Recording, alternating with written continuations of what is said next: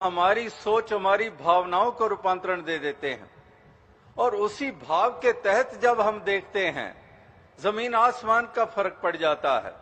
कल तक बेगाने करके देखते थे हर किसी को, केवल अपने परिवार वाले और कुछ जानने वाले दोस्त मित्र अपने हैं, केवल अपनी जाति वाले अपने हैं, केवल अपने मजहब वाले अपने हैं, इससे हटकर सारे बेगाने हैं।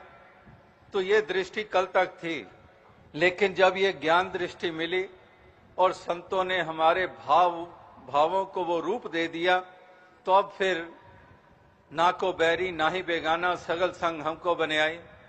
फिर इसी प्रकार से ऐसी हमें एक अवस्था प्राप्त हो जाती है और ऐसी अवस्था जो प्राप्त होती है, इसी को ही सच्ची सूझबूझ माना गया है, इसी को ही एक महत्ता प्राप्त है।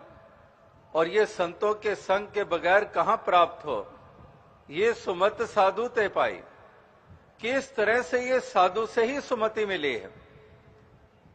एक दुर्जनों से, एक साखतों से, एक मनमुखों से, एक अज्ञानियों से कहां पर यह सुमत मिलती है? वहां तो कुमति ही मिलती है, और कुमति मिलती है तो कुकर्म करते चले जाते हैं।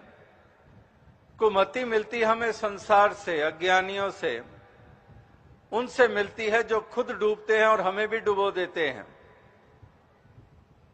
तो इस प्रकार से पापी कर्म कमाम दे कर दे हाय हाय, ज्यों मत्थे मधाणिया त्यों मत्थे धर्म राय। तो उनका संग और उनकी देन यही हुआ करती है। तो महापुरुष संत जनों का संग वो कितना जीवन में हमारे क्रांति ले आता है।